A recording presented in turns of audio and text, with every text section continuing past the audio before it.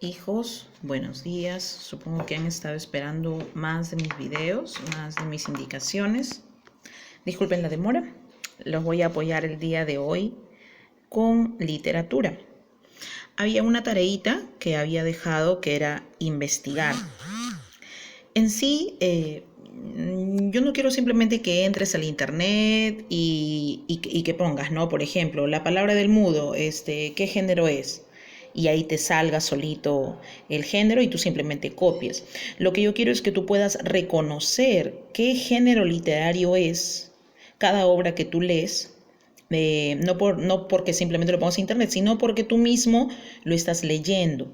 La idea era que tú leas un fragmento de cada una de estas obras. Un fragmento quiere decir pedacito nada más, un párrafo, dos párrafos nada más, y con eso tú puedas analizar y puedas ver si era de género narrativo, lírico o dramático. Pues bien, te voy a guiar un poco. La palabra del mudo. La palabra del mudo es una recopilación de cuentos de Julio Ramón Ribeiro. Julio Ramón Ribeiro, tú sabes que hizo el cuento de Los gallinazos sin plumas, ¿cierto?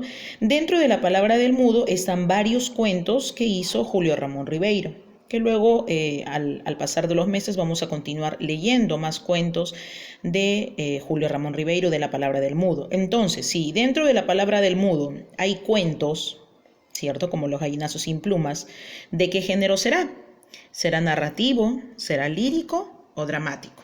Tú sabes que en el género narrativo te va a contar historias, ¿cierto? Dentro del género narrativo están los mitos, están las leyendas, los cuentos, las fábulas, etcétera, ¿verdad? Entonces aquí vamos a colocar a la palabra del mudo en narrativo. Te dice épico narrativo. Épico se refiere cuando habla de los seres mitológicos, pero sigue siendo igual narrativo. Así que vamos a colocar la palabra del mudo en épico narrativo. Listo. Ahora me dice la siguiente obra, Ñacatita. Lo mismo, mira, me he permitido aquí un pequeño fragmento de la obra Ñacatita y empieza así. Don Jesús dice, ¿se te ha metido el demonio dentro del cuerpo, mujer?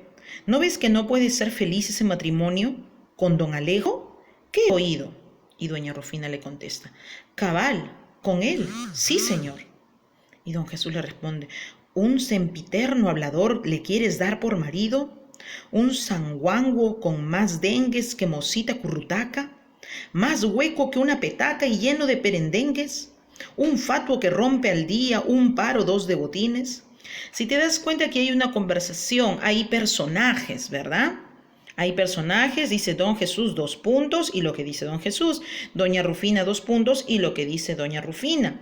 Entonces, cuando tienes así los personajes y los dos puntitos, quiere decir que es de género dramático, que está hecho para el teatro, son guiones teatrales para que sean actuados. Entonces, ya sabes que cuando está así hecho para el teatro, quiere decir que es de género dramático. Entonces vamos a colocar Ñacatita donde dice dramático. Luego nos dice la Odisea. Te voy a leer un fragmento de la Odisea.